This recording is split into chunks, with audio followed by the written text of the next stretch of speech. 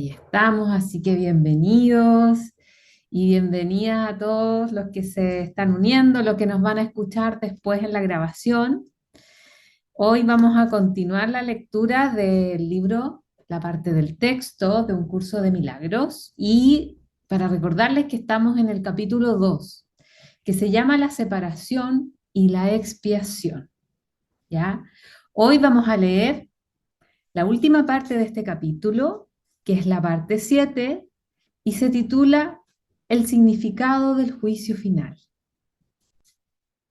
Vamos a ver qué nos cuenta Jesús a través de este capítulo respecto a qué es realmente el juicio final, cuál es su significado. Así que esto empieza así. Dice, una de las maneras en que puedes corregir la confusión entre la magia y los milagros es recordando que tú no te creaste a ti mismo. Tiendes a olvidarte de esto cuando te vuelves egocéntrico, lo cual te coloca en una posición en la que es prácticamente inevitable creer en la magia. Tu voluntad de crear te fue dada por tu creador, quien estaba expresando esa misma voluntad en su creación. Puesto que la capacidad de crear reside en la mente, todo lo que creas es necesariamente una cuestión de voluntad.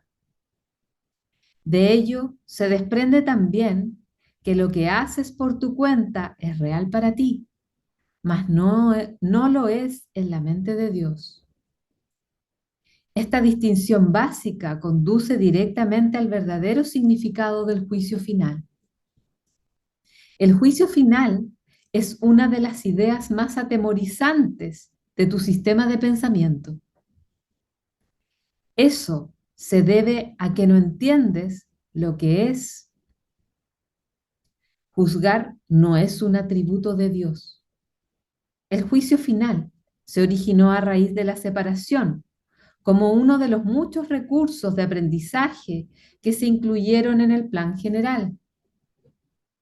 Del mismo modo en que la separación abarcó un periodo de millones de años, así el juicio final se extenderá por un periodo igualmente largo, o tal vez aún más largo. Su duración, no obstante, puede acortarse enormemente mediante los milagros. El recurso que acorta el tiempo, pero no lo abole. Si un número suficiente de nosotros llega a alcanzar una mentalidad verdaderamente milagrosa, este proceso de acortar el tiempo puede llegar a ser virtualmente inconmensurable. Es esencial, no obstante, que te liberes a ti mismo del miedo cuanto antes, pues tienes que escapar del conflicto si es que has de llevar paz a otras mentes. Por lo general, se considera el juicio final como un proceso que Dios emprendió, pero en realidad son mis hermanos quienes lo emprenderán con mi ayuda. El juicio final es la última curación. En vez de un reparto de castigos, por mucho que pienses que los castigos son merecidos. El castigo es un concepto completamente opuesto a la mentalidad recta, y el objetivo del juicio final es restituirte tu mentalidad recta. Se podría decir que el juicio final es un proceso de correcta evaluación. Significa simplemente que todos llegarán por fin a entender qué es lo que tiene valor y qué es lo que no lo tiene. Después de que esto ocurra, la capacidad para elegir podrá ser dirigida racionalmente, pero hasta que esto no se haga, perdón, pero hasta que no se haga esa distinción, Las oscilaciones entre la voluntad libre y la aprisionada no podrán sino continuar. El primer paso hacia la libertad comprende separar lo falso de lo verdadero. Este es un proceso de separación en el sentido constructivo de la palabra y refleja el verdadero significado del Apocalipsis. Al final, cada cual contemplará sus propias creaciones y elegirá conservar solo lo bueno, tal como Dios mismo contempló que había creado y vio que era bueno. A partir de ahí la mente podrá comenzar a contemplar sus propias creaciones con amor por razón del mérito que tienen. Al mismo tiempo, la mente repudiará inevitablemente sus creaciones falsas que, en ausencia de la creencia que las originó, dejarán de existir. El término juicio final asusta, no solo porque ha sido proyectado sobre Dios, sino también por la asociación de la palabra final con la muerte. Este es un ejemplo sobresaliente de la percepción invertida. Si se examina objetivamente el significado del juicio final, queda muy claro que en realidad es el umbral de la vida. Nadie que viva atemorizado puede estar realmente vivo. No te puedes someter a ti mismo a tu propio juicio final, porque tú no te creaste a ti mismo. Puedes, no obstante, aplicarlo significativamente y en cualquier momento a todo lo que has fabricado y retener en la memoria solo lo creativo y lo bueno. Eso es lo que tu mentalidad recta no puede sino dictar. El único propósito del tiempo es darte tiempo para alcanzar ese juicio, el cual no es otra cosa que el juicio perfecto con respecto a tus propias creaciones perfectas. Cuando todo lo que retengas en la memoria sea digno de amor, no habrá ninguna razón para que sigas teniendo miedo. Ese es tu papel en la expiación. Este es el capítulo 7, perdón, la parte 7 del capítulo 2, la separación de la expiación, y esta parte se titulaba El significado del juicio final. Y uno dice, por fin algo se desprende de esto, que no es ese juicio que nos va a hacer Dios y nos va a castigar por todos los males que le hemos hecho al mundo. Eso no existe, te dice aquí. Eso no existe. El juicio final lo único que hace es volver tu mente a la rectitud, a la neutralidad y al amor, para poder ver todo y todo desde ese lugar. Para llegar a una mente neutra o recta, tiene que liberarse del miedo, te dice. Porque el único miedo que existe es a tus propios pensamientos miedosos, que yo le digo. Entonces, mientras eso no ocurra, vas a necesitar tiempo, te dice, y para eso es el tiempo. No tiene ningún otro objetivo. Y una vez que llegues a ese juicio final, a tener el juicio correcto, perfecto respecto de las cosas, que es tu percepción correcta, tu percepción amorosa, el tiempo ya no va a ser necesario.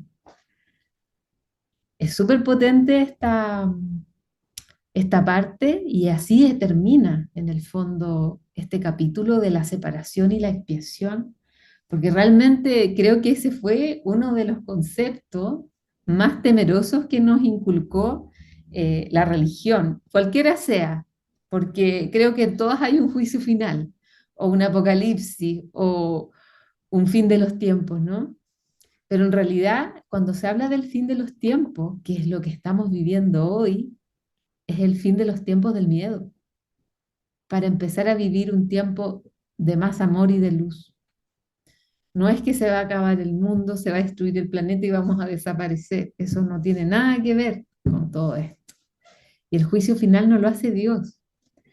El juicio final es nuestra mente cuando vuelve a su estado original de conciencia pura. Y podemos juzgar todo amorosamente, o más bien ni siquiera juzgarlo. ¿Ya? Así que vamos a iniciar la lectura del capítulo 3. El capítulo 3 tiene por título, dice, La percepción inocente. Qué lindo.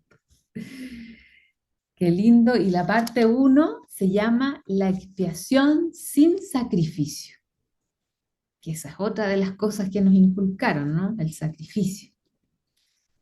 Ahí vamos a hablar un poquito al final, porque es algo que a mí me han estado hablando harto últimamente también.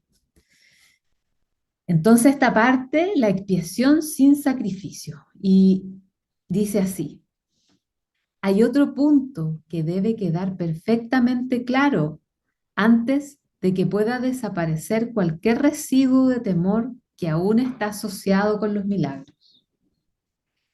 La crucifixión no estableció la expiación, fue la resurrección la que lo hizo. Son muchos los cristianos sinceros que no han entendido esto correctamente. Nadie que esté libre de la creencia en la escasez podría cometer tal equivocación.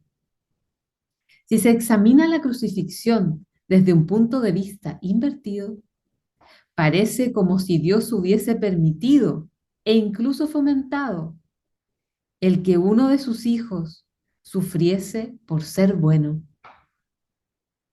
Esta desafortunada interpretación, que surgió como resultado de la proyección, ha llegado a muchas personas a vivir sumamente atemorizadas de Dios. Tales conceptos antirreligiosos se infiltran en muchas religiones. El auténtico cristiano, sin embargo, debería hacer una pausa y preguntarse, ¿cómo iba a ser esto posible? ¿Cómo iba a ser posible que Dios mismo fuese capaz de albergar el tipo de pensamiento que sus propias palabras han señalado claramente que es indigno de su Hijo? La mejor defensa, como de costumbre, consiste en no atacar la posición de otro, sino más bien en proteger la verdad. No es muestra de gran sensatez aceptar un concepto si para justificarlo tienes que invertir todo un marco de referencia. Este procedimiento es doloroso en sus aplicaciones menores y verdaderamente trágico a una escala mayor. Con frecuencia la persecución termina siendo un intento de justificar la terrible y errónea percepción de que Dios mismo persiguió a su propio Hijo en nombre de la salvación. Ni siquiera las mismas palabras tienen sentido. Superar esto ha sido sumamente difícil, pues si bien este error no es más difícil de corregir que cualquier otro, son muchos los que no han estado dispuestos a abandonarlo en vista del inminente valor como defensa. Un ejemplo menos dramático es el del padre que dice, esto me duele a mí más que a ti. Y se siente exonerado a darle una paliza a su hijo. ¿Crees que nuestro Padre piensa realmente así? Es tan esencial eliminar cualquier pensamiento de este tipo que debemos asegurarnos de que nada semejante permanezca en tu mente. Yo no fui castigado porque tú fueses malo.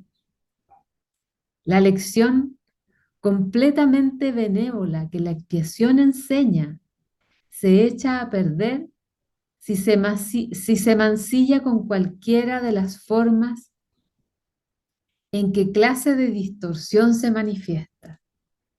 La afirmación, mía es la venganza, dice el Señor, es una percepción falsa mediante lo cual uno la atribuye a Dios su propio pasado malvado. El pasado malvado no tiene nada que ver con Dios.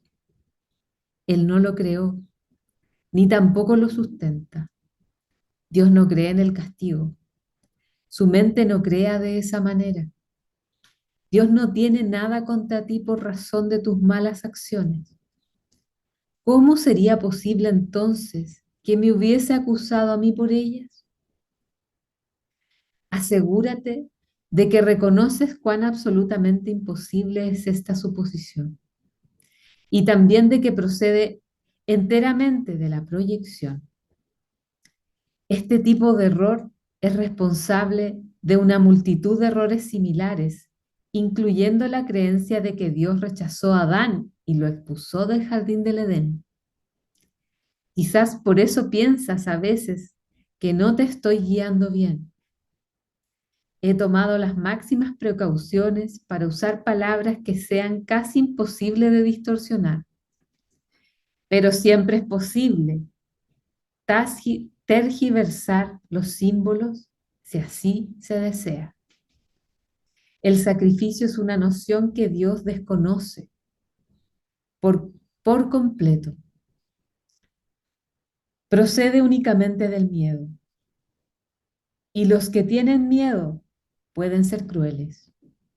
Cualquier forma de sacrificio es una violación de mi exhortación de que debes ser misericordioso, al igual que nuestro Padre en el cielo lo es.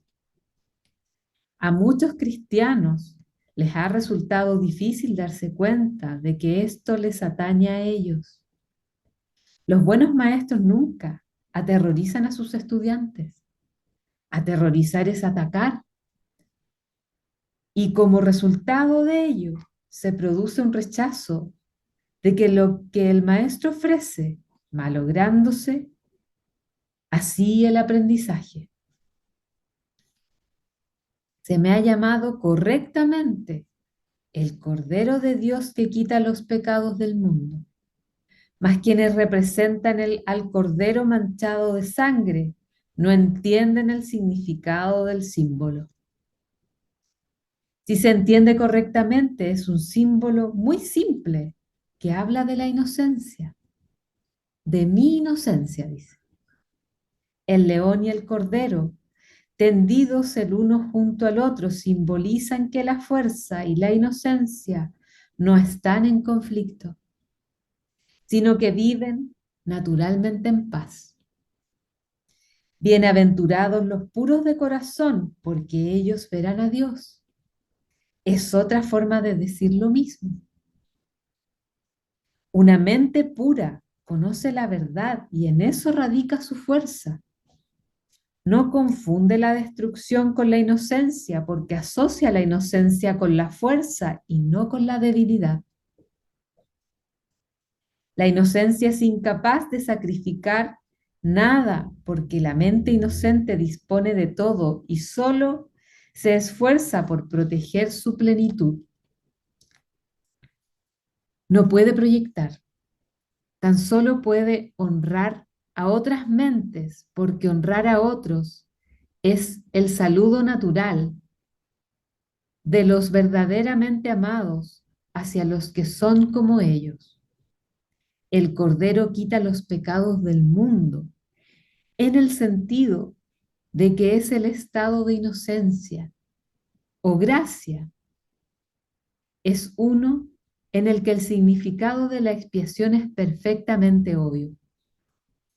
La expiación carece por completo de ambigüedad.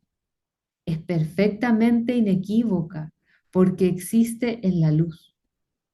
Únicamente los intentos de ocultarla en las tinieblas han hecho que sea inaccesible para aquellos que eligen no ver. La expiación de por sí sola irradia verdad. Es por lo tanto el epítome de la mansedumbre y derrama únicamente bendiciones. No podría ser eso si procediese de cualquier otra fuente que no fuese la perfecta inocencia. La inocencia es sabiduría porque no tiene conciencia del mal. Y el mal no existe. No obstante, es perfectamente consciente de todo lo que es verdad. La resurrección demostró que nada puede destruir a la verdad. El bien puede resistir cualquier clase de mal, al igual que la luz disipa cualquier clase de oscuridad. La expiación es, por lo tanto, la lección perfecta. La demostración es la demostración concluyente de que todas las demás lecciones que enseñé son ciertas. Si puedes aceptar esta generalización ahora, no tendrás necesidad de aprender muchas otras lecciones de menor importancia. Basta con que creas esto para que te liberes de todos tus errores. La inocencia de Dios es el verdadero estado mental de su Hijo. En este estado, tu mente conoce a Dios, pues Dios no es algo simbólico. Dios es un hecho.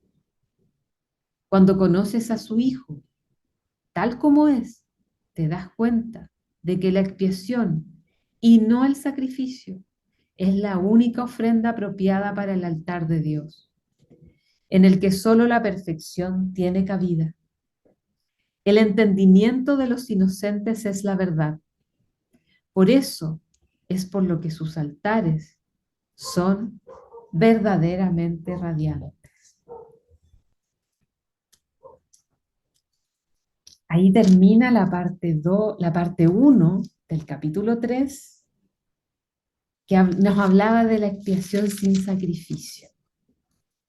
Ese concepto de que lo leíamos en la vez pasada, cuando leímos eso de que todavía yo estoy impactada con eso, de que creíamos que Dios había enviado a Jesús para ser sacrificado y perdonar a nuestros pecados, que Él vino como el Salvador y que ese no fue su propósito, que Él lo único que vino es a mostrarnos lo que nosotros realmente somos a través de su ejemplo, de su actuar, de su recto pensar, del estar en ese estado de inocencia pura, porque Él conocía la verdad. Él no tuvo miedo cuando supo que sus hermanos lo iban a crucificar. Él no dudó en vivir esa experiencia, porque a través de eso efectivamente Él se llevó gran parte del karma del mundo, porque amó lo que sus hermanos, a pesar de lo que estaban y lo que iban a hacer con Él. Él los amó incondicionalmente. Y lo único que les pidió al Padre en ese momento fue que los perdonara porque realmente no sabían lo que estaban haciendo. Y no pasaba nada, porque la muerte no existe, dijo. Nada puede eh, oscurecer la luz, nada puede eh, ocultar la verdad. Y por eso es que tenemos que recordar a Jesús desde la resurrección, desde que ese evento de ser crucificado le permitió mostrarnos a través de la resurrección que el amor y la verdad no pueden ser aniquilados por nada, absolutamente nada, y que nosotros somos tal como Él es, somos un igual a Él, y que a nosotros tampoco nada nos va a quitar la vida, nada nos va a oscurecer, ¿ya? Entonces el llamado de esta parte, uno, es volver a esa inocencia que nosotros confundimos con ignorancia o con debilidad. Cuando te dice que la inocencia y la fuerza son uno y la misma prácticamente. Son ambos el poder, porque la inocencia es la que te devuelve la verdad. Esa inocencia que te dice que todo es posible, que Dios es, que no hay sacrificio, que todo es simple. La inocencia es simplicidad para mí. Esto lo estoy diciendo como atributo de Claudia. A mí me ha mostrado que volvernos inocentes, eh, volver a ese estado amoroso, te simplifica mucho la vida y las cosas de la vida. Así que los invito a practicar. Aquí les voy a leer, dice, la inocencia de Dios es el verdadero estado mental de su Hijo. Cuando perdemos la inocencia, empezamos a juzgar y ver el mal en lo que sucede y en los otros. Y ahí nos perdemos. Ahí llegamos a nuestro estado de mente eh, confundida o en conflicto, como le dice. Así que voy a tomar un poquito de agüita. Recuerden que si quieren irme dejando sus comentarios en el chat. Ay, la Lía había preguntado en qué página vamos. Vamos a pasar a la página 41. Perdón, no lo vi. En la 41 vamos a leer ahora la parte 2 de este capítulo 3. Entonces, la parte 2 dice los milagros y la percepción verdadera. He afirmado que los conceptos básicos a los que este curso hace referencia no admiten grados. Algunos conceptos fundamentales no pueden entenderse en función de sus opuestos. Es imposible concebir la luz y la oscuridad o todo y nada como posibilidades compatibles. Estos conceptos son completamente verdaderos o completamente falsos. Es esencial que te des cuenta de que tu pensamiento seguirá siendo errático hasta que te comprometas firmemente con la luz o con la oscuridad. No obstante, un compromiso firme con la oscuridad o con la nada es imposible. No hay nadie que haya vivido que no haya experimentado alguna vez o alguna cosa. Nadie es capaz, pues, de negar completamente la verdad, aunque piense que puede. La inocencia no es un atributo parcial, no es real hasta que es total. Los que son parcialmente inocentes a veces tienden a actuar neciamente. Su inocencia no pasa a ser sabiduría hasta que no se convierte en un punto de vista de aplicación universal. La percepción verdadera o percepción inocente significa que nunca percibes falsamente y que siempre ves correctamente. Dicho de una manera más llana, significa que nunca ves lo que no existe y siempre ves lo que sí existe. Cuando no tienes confianza en lo que alguien va a hacer, estás dando testimonio de tu creencia de que esa persona no está en su mente recta. Difícilmente puede ser ese un marco de referencia basado en un milagro. Esa falta de confianza produce asimismo el efecto desastroso de negar el poder del milagro. El milagro percibe todo tal como es. Si lo único que existe es la verdad, lo único que la mentalidad recta puede ver es perfección. He dicho que solo lo que Dios crea o lo que tú creas con la misma voluntad existe realmente. Eso es, pues, lo único que los inocentes pueden ver. Los inocentes no adolecen de una percepción distorsionada. Tienes miedo de la voluntad de Dios porque has usado tu mente, que Él creó a semejanza de la suya, para crear falsamente. La mente solo puede crear falsamente cuando cree que no es libre. Una mente aprisionada no es libre porque está poseída o refrenada por sí misma.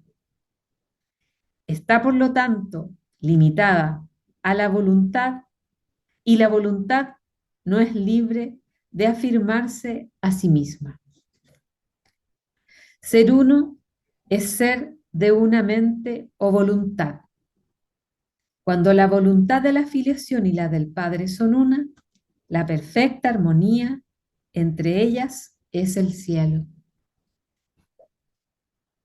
Nada puede prevalecer contra un hijo de Dios que encomienda su espíritu en las manos de su Padre.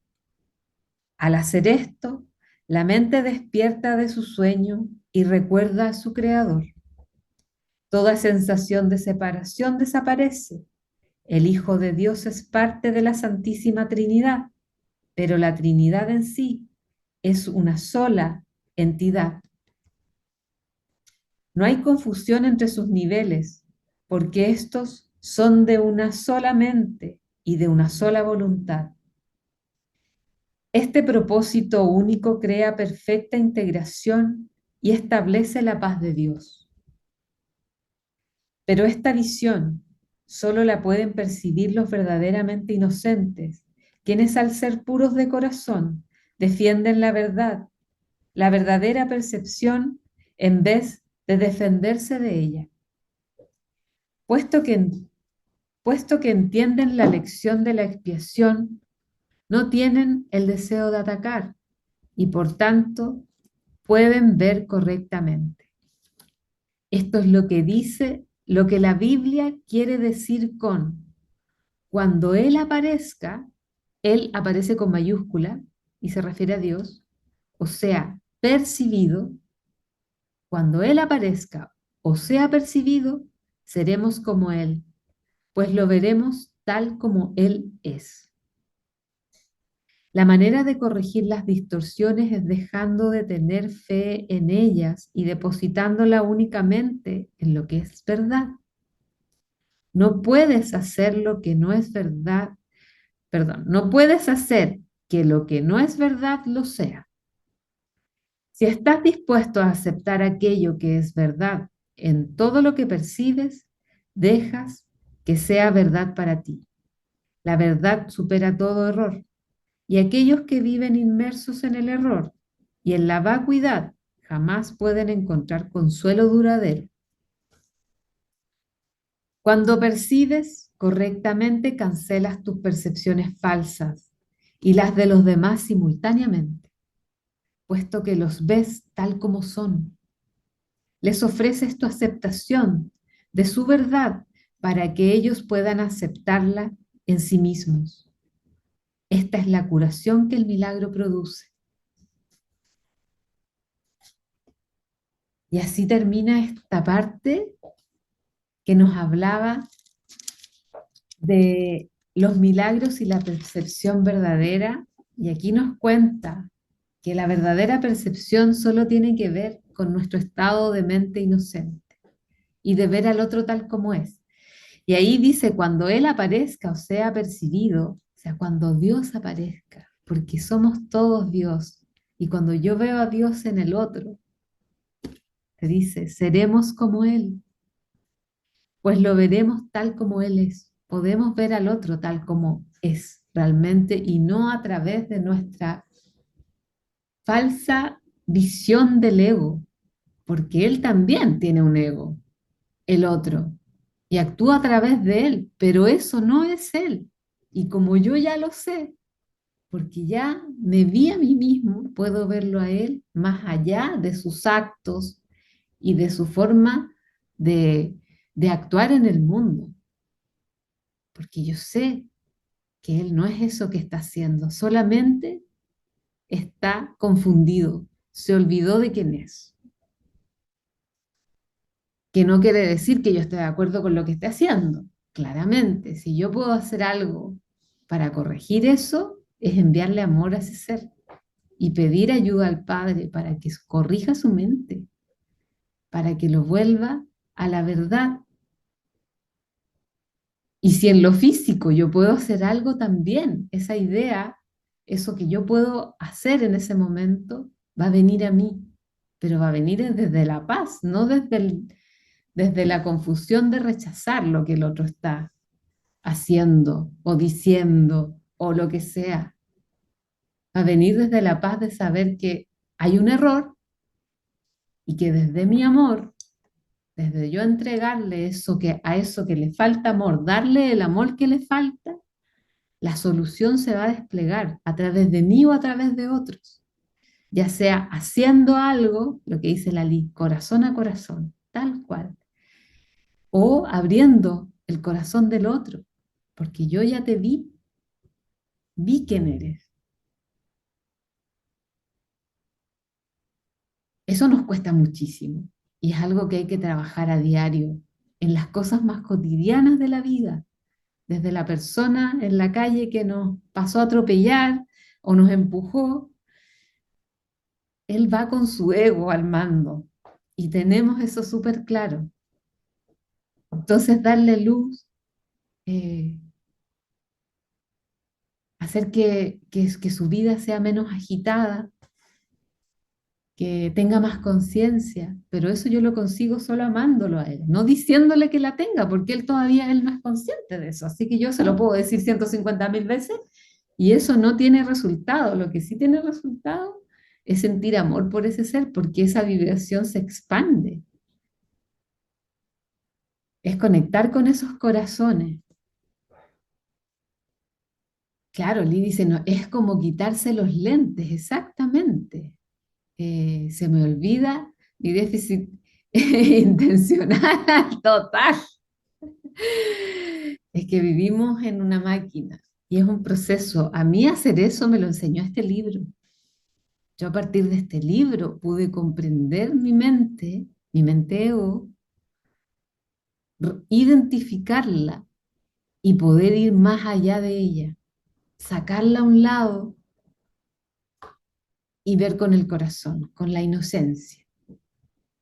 Pero no me resulta todo el tiempo. Yo también caigo en el pesimismo, en ver lo negativo, en estar triste, en, en ver que a veces las cosas no resultan como yo quiero. Pero hoy me es mucho más fácil reconocerlo, aceptarlo, vivirlo y volver a mi centro. Es más rápido, puede durar unos días, no es que en un segundo, no, pero cuando ya me doy cuenta, me dejo estar un rato ahí. La Claudia víctima, la Claudia triste, o la Claudia que sufrió una agresión de otro porque le dijo no sé qué. Me contemplo ahí ahora para saber quién está ahí detrás de todo eso, qué miedos hay de mí detrás de todo eso. Vamos a leer la última, un último, sí, alcanzamos, porque estamos súper bien en la hora. Y yo creo que en un minutito leemos esto, porque la tercera parte nos va a hablar de la percepción y el conocimiento, ¿ya? Y la vamos a leer. Dice, hemos estado haciendo hincapié en la percepción y apenas hemos hablado del conocimiento. Esto ha sido así, porque la percepción tiene que ser corregida antes de que pueda llegar a saber nada. Saber es tener certeza. La incertidumbre significa que no sabes. El conocimiento es poder porque goza de certeza y la certeza es fuerza. La percepción es temporal. Al ser un atributo de la creencia en el espacio y en el tiempo, es susceptible a producir miedo o amor. Las percepciones falsas producen miedo y las verdaderas fomentan el amor. Ahí tenemos una brújula, ¿ya? Cuando yo siento miedo, mi percepción ha sido falsa y mis pensamientos están en torno a esa falsedad. Si siento tranquilidad, paz y amor, es porque he percibido la verdad. Esa es nuestra brújula, el sentimiento, chicos. Ahí está la clave de todo. Saber de dónde estamos es dónde estoy en mi sentir. ¿Ya? Dice, más ninguna de ellas brinda certeza porque toda percepción está sujeta a cambios. Yo puedo decidir cómo percibo. Si al final es mi decisión, inconsciente, pero es mía. ¿ya? Por eso es por lo que la percepción no es conocimiento. La verdadera percepción es la base del conocimiento, pero gozar de conocimiento es la afirmación de la verdad y esto se encuentra allende cualquier percepción, o sea, cualquier pensamiento. Eso es cuando uno dice, yo sé que esto es verdad, pero no tengo idea por qué lo sé, pero lo sé. Eso es, eso es. No hay una justificación lógica, una razón mental que justifique el por qué yo sé que esto es. ¿Ah? Todas tus dificultades proceden del hecho de que no te reconoces a ti mismo, ni reconoces a tu hermano, ni reconoces a Dios. Reconocer significa conocer de nuevo, reconocer, implicando que antes gozabas de conocimiento. Puedes ver de muchas maneras debido a que la percepción entraña interpretación, y eso quiere decir que no es íntegra ni consistente. El milagro, al ser una manera de percibir, no es conocimiento. Es la respuesta correcta a una pregunta, mas cuando sabes, no preguntas. El primer paso en el proceso de deshacer lo ilusorio es cuestionarlo. El milagro, la respuesta correcta, lo corrige. Dado que las percepciones cambian, su dependencia del tiempo es obvia. La forma en que percibes en cualquier momento dado determina tu comportamiento y las acciones solo pueden ocurrir en el tiempo.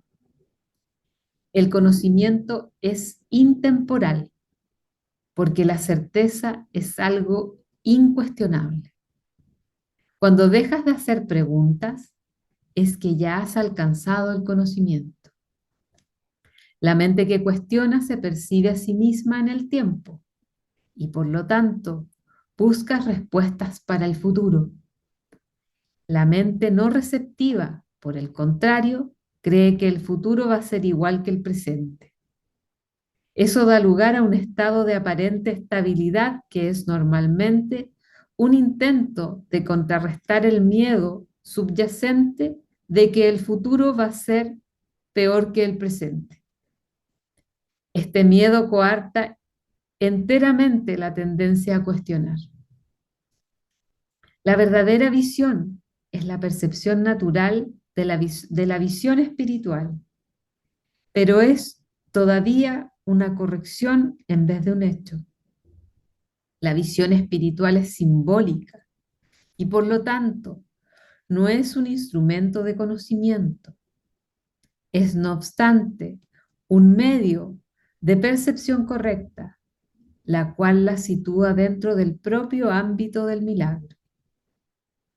Una visión de Dios sería un milagro más que una revelación. El hecho en sí de que la percepción esté involucrada demuestra que la experiencia no pertenece a la esfera del conocimiento. De ahí que las visiones, por muy santas que sean, son efímeras. La Biblia te exhorta a que te reconozcas a ti mismo, a lo que es lo mismo, a que tengas certeza. Entonces aquí te dice, reconocerte a ti mismo es lo mismo que tener certeza. La certeza es siempre algo propio de Dios. Cuando amas a alguien, lo has percibido tal como es. Y esto te permite conocerlo. Hasta que primero no lo percibas tal como es, no lo podrás conocer. Mientras sigas cuestionando lo que Él es, estarás implicando claramente que no conoces a Dios. La certeza no requiere acción. Cuando dices que estás actuando basándote en tu conocimiento, estás confundiendo el conocimiento con la percepción. El conocimiento provee la fuerza para el pensamiento creativo, no para la acción recta. La percepción, el milagro y la acción están estrechamente vinculados. El conocimiento es el resultado de la revelación y genera solo pensamiento. La percepción, aún en su forma más espiritualizada, incluye al cuerpo. El conocimiento procede del altar interno y es intemporal porque goza de certeza. No es lo mismo percibir la verdad que conocerla. Una percepción correcta es necesaria antes de que Dios pueda comunicarse directamente con sus altares, los cuales Él estableció en sus hijos. En dichos altares es donde Él puede comunicar su certeza y su conocimiento inevitablemente brindará paz. Dios no es un extraño para sus hijos, ni sus hijos son extraños entre sí. El conocimiento precedió tanto a la percepción como al tiempo y finalmente los reemplazará. Ese es el verdadero significado de el alfa y el omega, el principio y el fin. Y antes de que Abraham naciese, era yo. La percepción puede y debe ser estabilizada, pero el conocimiento ya es estable.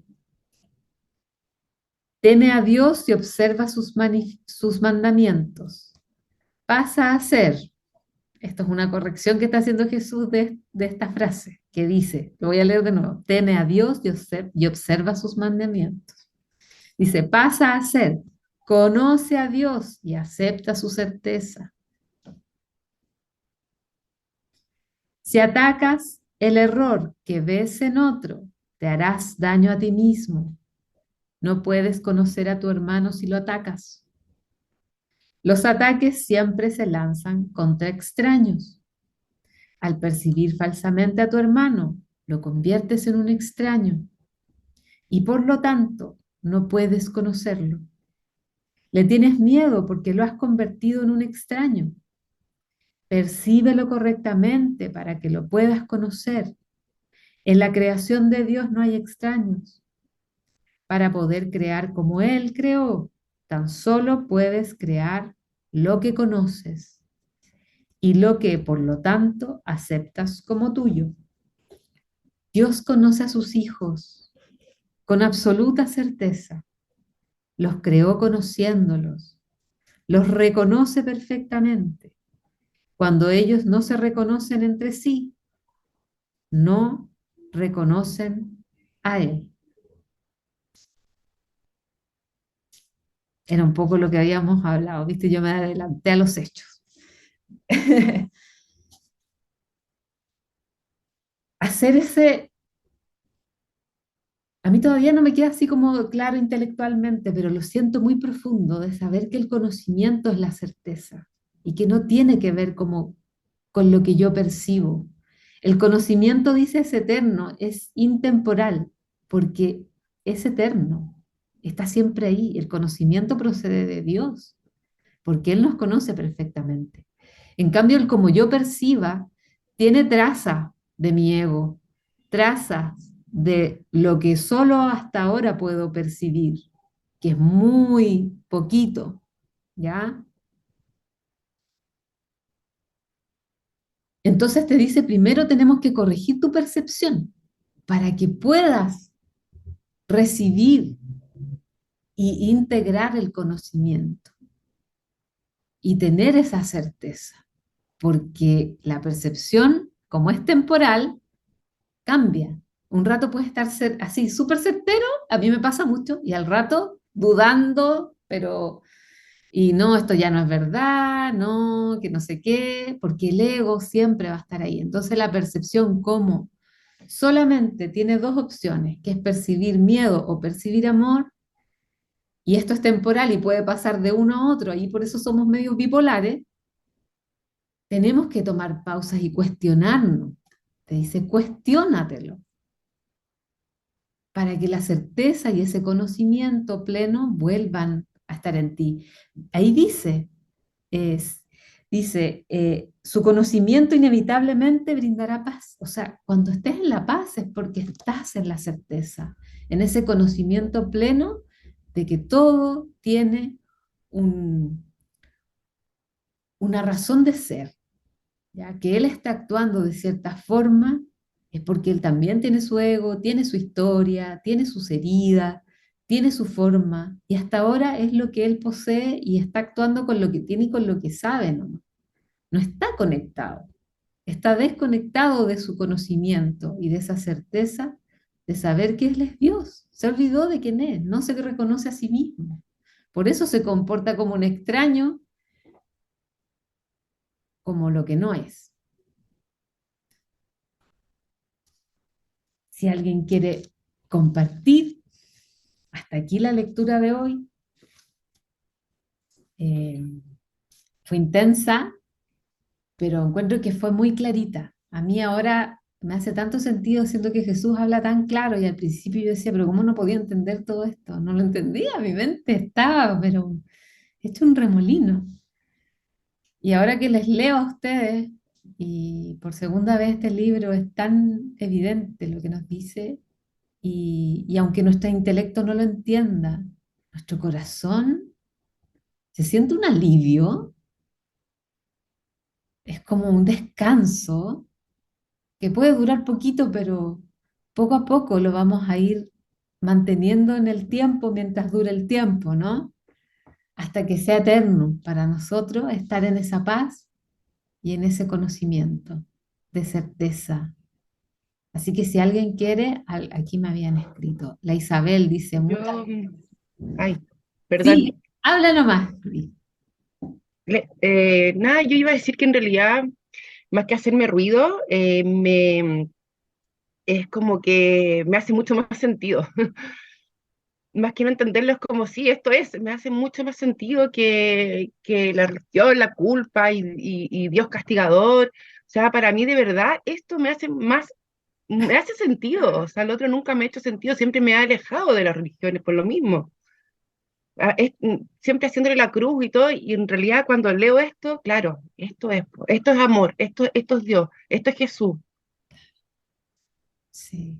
Y, es, y es para, yo creo que este libro llega a las personas que tenemos a la religión un poco muy encima, la tuvimos muy encima en algún mm, momento de nuestras vidas, que sí nos condicionó, no le vamos a echar la culpa a las religiones, porque ellas también hacen lo que pueden con lo que tienen. Los seres que las dirigen, hay que darles amor para que se abran a toda esta información y hay muchos seres que se abrieron al amor. Hay muchos santos que realmente sí son santos, pero no por su calidad de, de cuerpos humanos, sino que porque se abrieron su corazón y comprendieron la verdad y se mantuvieron en esos lugares de religiones para ellos poder expandir esa información y ese amor. No sé, yo me imagino un San Francisco de Asís, porque ellos tenían también una misión que hacer dentro de las religiones que estaban tan distorsionadas. Eh, un Padre Hurtado que en Chile, un, no sé, una Santa Teresa, ¿no? Teresita de los Andes, yo la admiraba mucho a ella, sin conocerla, sentía eh, mucho compasión. San Agustín, ¿cuántos que amamos de corazón? Eh, no sé, yo por ejemplo siempre he tenido la relación de que el único papa que a mí me ha resonado en el corazón ha sido Juan Pablo II. De ahí todo el resto ha sido como uno más. Y ese ser tenía una misión aquí.